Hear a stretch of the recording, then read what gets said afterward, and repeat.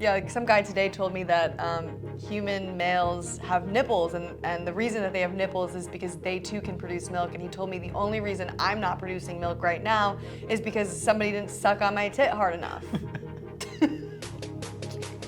I'm not breastfeeding right now because why? Well, probably because you have not had someone suck on your titties. What? So I'm so glad we're here.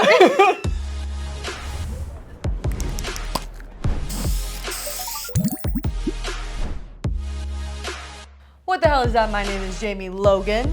And I'm Faraz. And we're here on a university tour in Texas. And we just wanted to talk through why we think that advocating for animal rights at universities is so effective. I want you to tell me about Allied Scholars for Animal Protection, what that is, what you're doing, and why this is effective for animals. Yeah, I think to end animal exploitation, we need systemic change and we need to change the culture. How do we change the system? My theory of change is by focusing on influential vegans.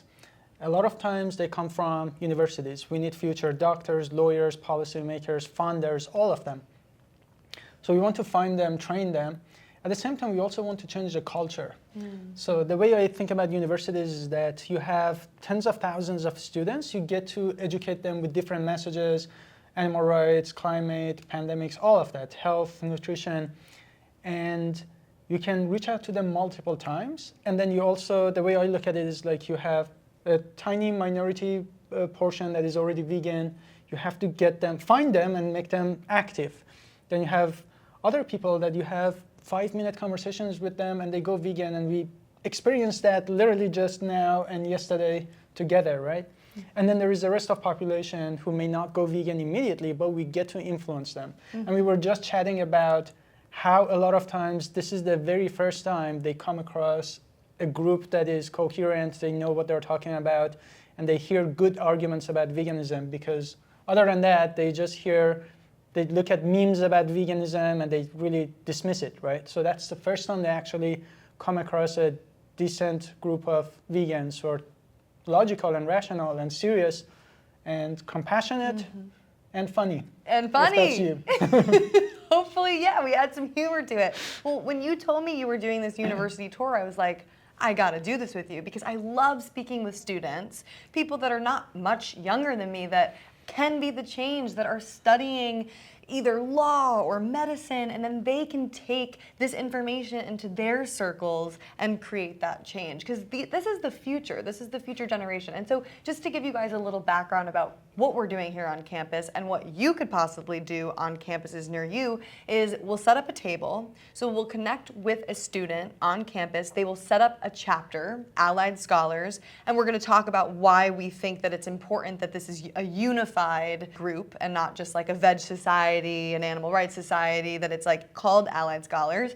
They set up a chapter, they book out a section on campus, we set up a table, and we've been doing multiple different types of demos. So the other day we did Elwood's organic dog meat, where we were giving out fake dog meat samples and asking people what's the difference between a dog, a pig, a cow, a chicken, and sort of getting them thinking, and they get really angry when they find out that it's dog meat, and then when we tell them that it's not, that we're actually an animal protection group, and we are just trying to point out the inconsistent morals that most people have when it comes to, you know, eating meat and not eating their dogs.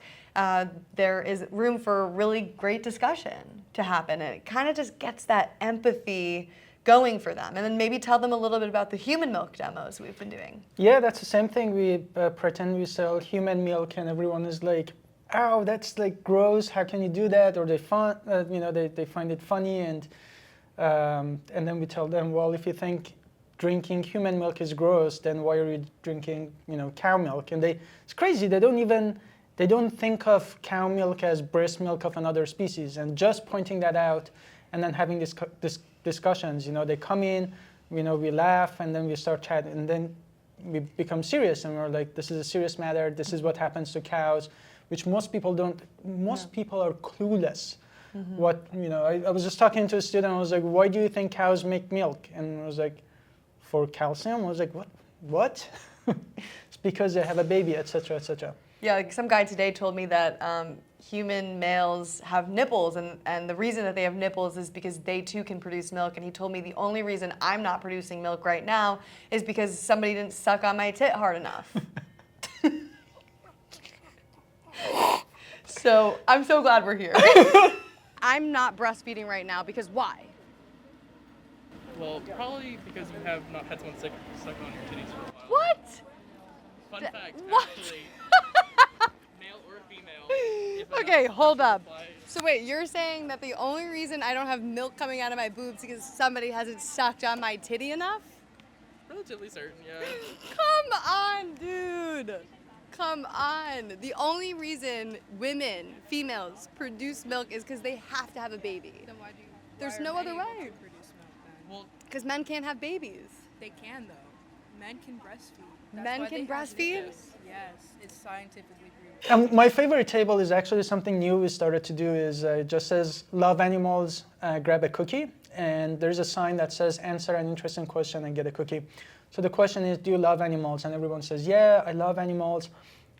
And I generally ask them, name, what's your favorite animal? And they tell me like Leo and Red and Blue. That was the name of somebody's pets. And then I was like, wow, that sounds like you're a animal lover. So would you say it's possible to love animals and eat them? And a lot of times they're just not resistant, or like, yeah, I see where you're going. And sometimes I say, what do we really mean when we say we love animals? Do we just say that we love cats and dogs and cute and fuzzy and fluffy animals, or do we need that? Or do we mean that animals deserve to not be exploited? They deserve to be free from harm, and that they start thinking about it. And a lot of these conversations are so great. It's so crazy. With 5-minute conversation, you can get somebody to go vegan. Oh yeah. Oh yeah. Yeah. I've seen it. And we just met up with a student that went vegan from a conversation you had with her last year, and now she's running a chapter here on campus. Ooh, it makes me so happy. Changing lives. Yeah. Changing lives. Shout out to Natalie, by the way. Natalie Fulton. She talked to Natalie, and then she went vegan on the spot. Then she had Chick-fil-A with her. She came to me then. She said, what am I supposed to do with this? I already bought it. And I said, if you are asking me if you are still looking at that as food, that just means that you're still not thinking like a vegan. When you become vegan, that ceases to be food. And then she looked at me and she literally walked to a trash can, dumped the Chick-fil-A. It was so great. And then it's not always that I get to see the result. Like 1 year later, she comes across me again and says, I'm still vegan. I'm actually an ASAP officer. I was like, what? It's crazy. I'm going to insert the little clip that we just recorded with her so you guys can see the amazing work that she's doing and just her thoughts and feelings after meeting vegans on campus. And I think that it's super important when we talk about outreach, the way that we're outreaching people, being calm, being logical, being factual. And I like to also tell people, I'm not here to tell you what to eat or what to do. What I'm here is just to talk about what is happening to the animals and help you just reconnect the empathy that most of us have with our actions.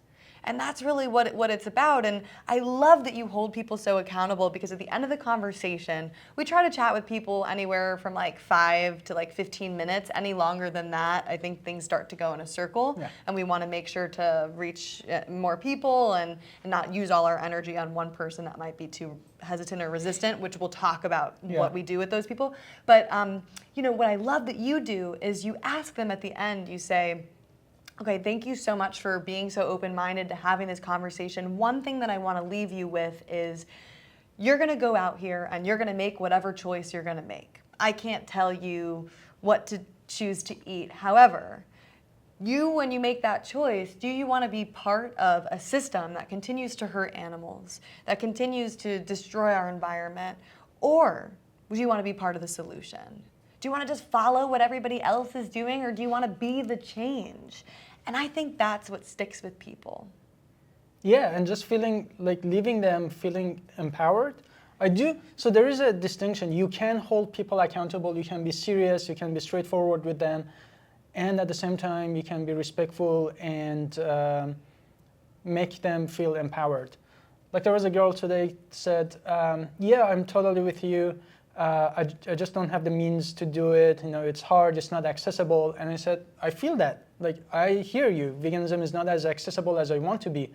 But now that we have this problem, would you rather contribute to the problem or start being the solution and help us to change the situation? And I always say, like, the one good strategy is that if you actually say, you can say anything about yourself and no one takes offense. Like I always say, if I went back 200 years ago, can you think of something else that was legal and normal at the time? And today we look back and we're like, that was fucked up. How did that become our blind spot? And everybody thinks of slavery. And I say, if I went back 200 years ago when that was legal and normal, what do I want to do? Which person do I want to be? The first one who says, oh, I've been doing that for many years, it's good for economy, I don't know, it's hard, it's not accessible, it's not easy. Or do I want to be a person who says, this is clearly wrong, we need to change that. I don't want to be a part of it. In fact, I want to speak up for these slaves. And I say, I don't know what I would do because it's really hard when you're conditioned and you're born in that society, but the test for that today is what we do to animals. Now I'm asking you, what are you gonna do? And if you were in place of those animals, right? If an animal you care about, if I always say, like, imagine if I was beating a dog right in front of you, what would you do? And people say, yeah, I would stop you, I punch you or whatever. And I was like, great, thank you. Now, what about all those billions of animals that are killed, just not in front of us? And I tell them, it's like, just because it doesn't happen in front of your eyes, it doesn't lose its urgency. It's more urgent, in fact. So how do you deal with people that are just kind of nasty, that aren't respectful, that aren't open to having the conversation? How do you navigate that? I think as activists, we have to be comfortable that we are not going to change everybody's mind. And some people are just going to troll and be resistant, and eventually maybe they change. And there are examples of people who trolled at first and now they're vegan activists. So we know that can happen. But we also have to be comfortable that we are not going to change everyone's mind. And one tactic is that sometimes I reset the conversation. I'm like, when they try to troll and laugh, and I just say, hey man, I'm just here to have a very serious conversation because I do care about these animals. And if you're willing to have a serious conversation, I would love to chat with you. If not, we can end this. And when you reset the tone, they're like step back and are like, all right, this is not a joke. And I actually sometimes say that I'm not here to joke around. I think it's a serious problem. So you can set the tone. Sometimes you can end by saying that, thanks for listening. I'm here to chat with people who are open-minded. And then you step back, and that just leaves them with this message that they're not open-minded. And you do that, you said the same thing, right? Yes, What do you say absolutely. exactly? I'll say to them, like, I so appreciate your time, and I just think we're going in circles here. I do encourage you to just look into this further for yourself. And I really wish you all the best. But today I only have such limited time, and I really want to speak to people that are more open-minded about this issue. And I really wish you all the best. And I think by doing that, number one, they're going to think back on the conversation, and they're going to feel positive about us as vegans. And it's really just them who, they are the ones that are being rude and maybe kind of nasty and insensitive. And so I don't know about you guys, but when I've been kind of, nasty, or if I'm naughty and I misbehave, I think back and I'm like, oh, I kind of acted like an asshole. I shouldn't have done that. And that other person was so nice to me, right? So kill them with kindness. I think that we really have to leave a good impression on people, because they might not always remember what you said, but they'll remember how you made them feel. Kill them with kindness? Kill them with kindness. And humanely. Kill them humanely. Exactly. Exactly. Oh no, we don't want to kill anybody. So I think that we were talking about this before, of like how important it is for us as activists to take care of ourselves, because the happier I am and the more in control of my own emotions I am, the better my outreach is going to be. And I think it's super important to be able to sometimes take a step back, bite our tongues, and just breathe and say, okay, I'm going to respond to this logically, appropriately. I am not going to let my emotions get the best of me and curse this person out, even though God knows I want to. but it's not going to be effective, and you got to keep the animals in mind. Who are we doing this for? Am I doing this for them, or am I doing this for myself and to make myself feel better and more powerful? Like, absolutely not, right? So I think if meditation helps you, for me, meditation and yoga, that's made me a stronger activist, personally. Did you want to add on to that? Yeah, for me, I think I started becoming a lot more honest with people and stopped pretending that I'm just trying to be friendly. Because when I try to just be friendly and just, be apologetic, that backfired, because I was really angry inside because I care about the animals, but the emotions in my face were completely different than how I felt. Today, I actually let them know how I feel about animals, how I feel about animal cruelty. And then also, I think understanding that obviously we are on the right side, no question. But if you go to a conversation knowing that you are trying to win this argument and this person is a bad person, I think that difference between the levels of energy, I think it's very clear. It just, it reflects in the conversation. So really going to a conversation knowing that this is not a bad person, this person is where I used to be like 12 years ago, right? Yesterday I had a girl who came to me and said, yeah, you don't want to talk to me, you probably hate me, I'm the last person you want to talk to. And I knew what was going on. I was like, if you come to me thinking that I'm already prejudging you and I'm going to hate you, then we're not going to have a good conversation. But FYI, I don't think you're a bad person. I'm not here to judge you, I'm not here to force you. I'm just here because I used to be in your place. And she said I'm a part of Future Farmers of America. And I said, yeah, actually one of my best friends was a part of it. And he told me how he felt bad when animals trusted them and then they had to sell it. All I'm here to say is that I learned that there is a better way to live, that we don't have to do that to animals. And all I'm here to share with you is that, yes, you get conditioned, you grow up that way, but it doesn't have to be that way. And I changed, and I'm just here to share that with you. And after that, she calmed down, and the tone was, we were having a equal conversation, instead of, I feel like she came at me like this, and then I brought her down, and we leveled, and we started having a very productive conversation. She left. I don't know if she's going to go vegan, but she left saying that everything makes sense. Yeah, I'm going to think about it. Wow, that's amazing. Yeah, sometimes people come in so strong and super defensive, and so kind of disarming the situation and making them feel that we're on the same team here. I try to look at every single person and see that they're an ally. They could be an ally for the animals. And now it's just up to me to just help them reconnect the empathy they have inside for the animals, right? And so they're open to actually coming over to the table and engaging in the conversation, whether it's, they think they're going to be contentious or not. But that right there shows me that this is an opportunity to advocate. So having compassion for those people too, I think, is really important. And rooting for them. We want them to be healthier. We want them to feel good. We want them to, help the animals, right? So it's not an us versus them. It's like we can fight this system together. So why allied scholars for animal protection? Why do we want a universal name at every university?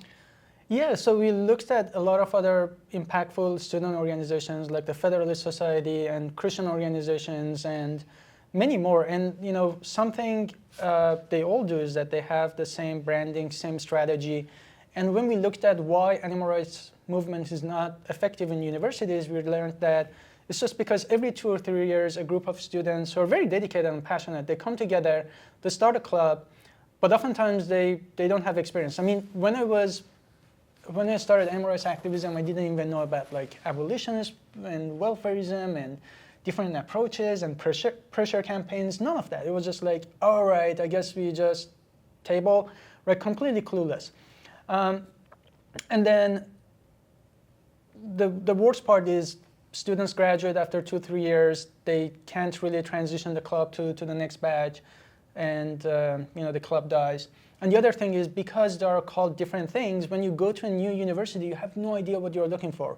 It could be, veggie club, it could be animal rights coalition, it could be vegans, and one is called vegetarian society, and each one is different. One only allows vegans to come in, the other one is, different strategies. different names. And my idea was that I want high school kids to know that I'm going to this university looking for this club. Call it potato, I don't care. But it has to be the same thing that they start recognizing and wanting. And knowing that when they join this club, what can they expect instead of like different strategies. And so that's why I want to unify it. And what really keeps me up is like knowing that how much talent we have in universities. There are super talented, motivated students. Some of the ASAP chapter leads, they're just like some of the most brilliant people. And I'm just so honored to be here and help them and give them the funding and guidance and everything they need to just do what they do best. And then I also ask myself, what if we weren't here? What if all these people we made vegan since yesterday and today, and it was just 2 of us and a small team. Just imagine if this happens, and it does in ASAP chapters, weekly events, having these conversations. So yeah, changing that culture. And then, so what you see is just the surface of ASAP. Then the next level is to actually having educational seminars, movie screening. We have like Crispiracy. Talks on nutrition. We have plant-based physicians to come to campuses. We really want to like attack it from all angles. I think it's brilliant, and I think the key word is support. So having a team that is kind of helping to oversee each chapter is really helpful, because when I first went vegan, I didn't know really where to start, how to get involved in activism. I didn't know how to really speak to people. So having that guidance and support is life-changing. And it's really cool to see the students right here at this campus today that went and vegan last year and now are out today advocating and using their voices to defend animals. So what is going to happen over the next 3 months? Tell me about how many universities that ASAP is hitting and what we're going to be doing, and then tell me like your long-term plan for Allied Scholars for Animal Protection. Yeah, we are on a tour. The tours are a big part of ASAP because we want to have underground support for students. Also, another thing students can't do is to do 2 or 3 days of full-time activism because it's impossible with their classes. So we want to make sure that we reach out to every single person on a campus, at least most of them, and put signs, put posters, make it super easy for students who don't have time, and just do as much we can. And then documentary screening, and then I meet with students, talk about careers, impactful careers. And part of my mission is to make sure that they understand no matter what they study, whether it's policy, STEM, art, no matter what, they can shift it and like use it to promote veganism, even if it's art, even if it's philosophy. I want them to understand that veganism is a moral urgency. They can shape their future and use whatever they like to do for the animals. And that's probably one of the most impactful things that they can do. So, and subconsciously, by putting these signs and posters around campus that says veganism is a moral urgency, it's actually getting into people's minds. The word vegan is something that most people don't see anywhere, or if they are seeing it, it's online and it's something derogative about veganism, or people are made fun of. And so by seeing veganism as a moral urgency and seeing the picture of the cow and the dog, and it's like the same half of each of their faces, and you just see that there's not really a difference between the two, it's so effective. It's crazy. I was talking to a student. At the end of the conversation, I said, that's why I call it veganism is a moral urgency, and that's why we have all these signs.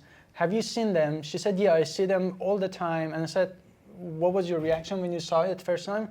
She was like, just a picture of a cow and the dog.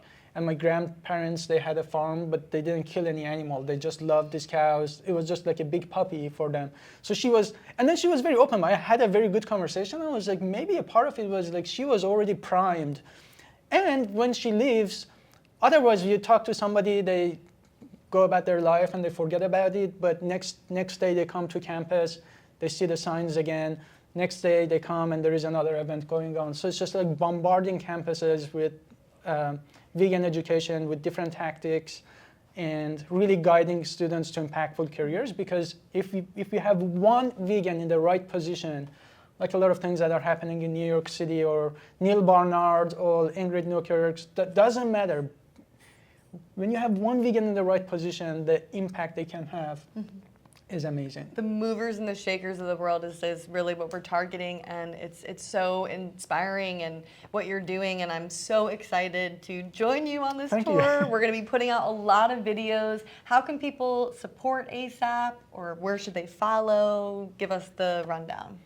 Yeah, the Instagram is @AlliedScholars.